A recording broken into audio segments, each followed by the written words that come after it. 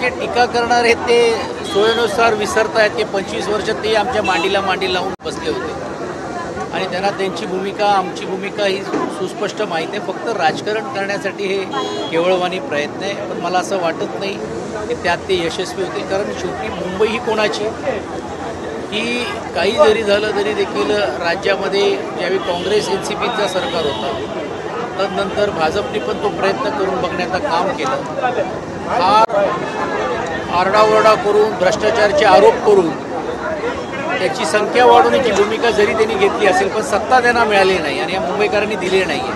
आता तर समीकरणच बदलत चाललेलं आहे की मराठीच्या मुद्द्यांसाठी ज्यावेळी दोन कुटुंबातले व्यक्ती एकत्रित येत आहेत, हीच ज्यावेळी गोष्ट साध्य झाली त्यावेळी ह्यांना धडकडी पोचलेली आहे आणि म्हणूनच हा केवळवाणी प्रयत्न या निमित्त, कारण त्यांच्याकडे मुद्दा नाही. आता ते हिंदुत्वाचा मुद्दा घेत आहेत आणि आता हिंदुत्वाचा मुद्दा घेत असताना मग मुंबई शहरातल्या कुठच्या मतदारांना तुम्ही मतं मागणार आहात आणि मतं देऊ नका असं सांगण्याची हिंमत आहे का, हा प्रश्न देखील निर्माण होतो. मग मला वाटते त्याच्याबद्दल जास्त न बोलता कृतीतूनच मतदार मुंबईतला हा दाखवून देईल, कारण मुंबई शहराच्या विकासामध्ये जे योगदान 20-25 वर्षाची सत्ता असताना ज्या पद्धतीने केलेली आहे त्या तुलनेतून पुणे महानगरपालिकेची अवस्था बघा ना, कल्याणची बघा, डोंबिवलीची बघा, ठाण्याची बघा, ही तुलना करा आणि तुलनात्मक केल्यानंतर तुम्हाला दूध का दूध पाणी का पाणी स्पष्ट होईल.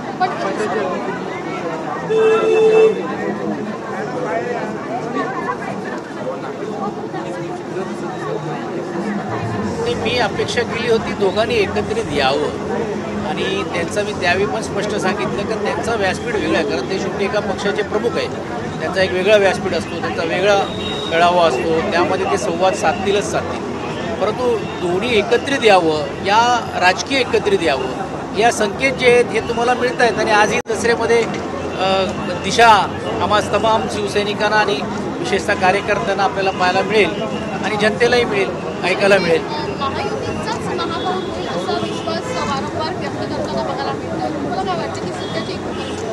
महायुतीमध्ये युती होणार आहेत की नाही हे बघा. आतापासूनच एकमेकांचे पाया खेचायला सुरुवात झाली. पुण्यामध्ये तर राष्ट्रवादींनी सांगितलं की स्वबळावरती लढायचं आहे. पिंपरी चिंचवडमध्ये तीच परिस्थिती आहे. मुंबईमध्ये आम्हाला बाजूला ठेवण्यासाठी ही मंडळी जे एकत्र येत आहेत त्यात तुम्हाला दिसेल काय वस्तुस्थिती आहे, कारण त्यांच्याकडे आता उमेदवार नाही आहे. आज जे आमच्याकडनं गेलेले आहेत, मी जे नेहमी सांगत होतो आणि मी तुम्हाला तुमच्या चॅनलच्या माध्यमातून यावेळी सांगितलं काही लोक संपर्कात आहेत, दुसऱ्या दिवशीच जाऊन बुके घेऊन आम्ही कसे निष्ठावंत आहोत हे दाखवण्याचा प्रयत्न केलेला आहे. आगे आगे देखील होत आहे का क्या, आणि म्हणून जे गेलेले आहेत ते परत काय येत आहेत याचंही संशोधन करायला पाहिजे. अर्थात ते आले तर त्यांना घ्यायचं की नाही घ्यायचं, स्थानिक कार्यकर्त्यांना विश्वासात घेऊन पक्षप्रमुख त्याच्यातला निर्णय घेतील. परंतु निश्चितपणे हे संकेत आहेत की त्यांनाही कळून चुकलेलं आहे की या दोन्ही ठाकरे कुटुंब जर एकत्रित निवडणुकीला जर सामोरे गेले तर आमचं डिपॉझिट पण राहील की नाही राहील ही शंका त्यांच्या मनामध्ये. महायुती जसा विश्वास व्यक्त करताय तसा महाविकास आघाडीचा महापौर होईल की शिवसेना नक्कीच शिवसेनेचाच महापौर होईल. तो आघाडीला साथ घेऊन होईल नाही होईल हा नंतरचा भाग आहे. इतर सर्वांच्या सहकार्याने होणारच, पण आम्ही आमच्या बळावरती कशी संख्या वाढवता येईल याच्याकडे आम्ही बघतोय. महापौर होण्यापेक्षा जे गेल्या 3-4 वर्षापासून लोकप्रतिनिधी पद या मुंबई शहराला न मिळाल्यामुळे जे मुंबईकरांचे हाल झालेले, जे तिजोरीची लूट झालेली आहे, जे अमाप पैशाचा गैरवापर झालेला आहे, ह्या सर्व गोष्टीला आळा बसवण्यासाठीच सत्तापेक्षा जास्तीत जास्त नगरसेवक निवडून घेऊन महानगरपालिका ही आमच्या माध्यमातून पुढे आपल्याला चालवण्याच्या दृष्टिकोनातून आपल्याला काम करावं लागतं.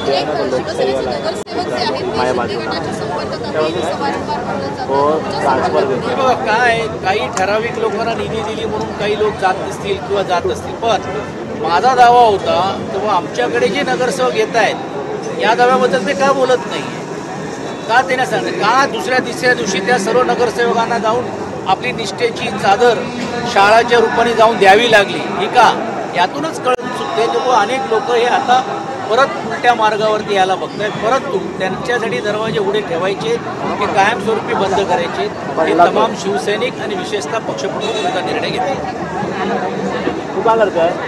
जाणार तोपर्यंत घेऊन येणार, मी देतो तुला पैसे. बिस्किट काही आणलं नाही. 63 कोटी असते तर अजून 10-15 आमच्या आमदारांनी बघायला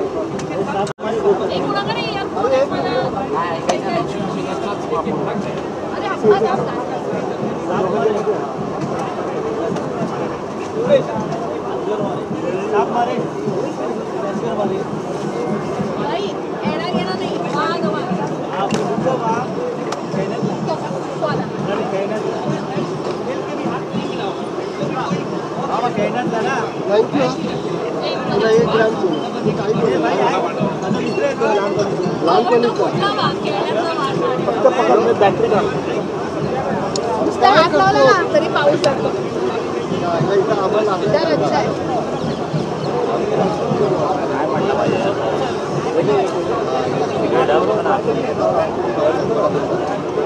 हो मग काय आता बघा ना आम्ही इथं बाईट घ्यायला थांबले ते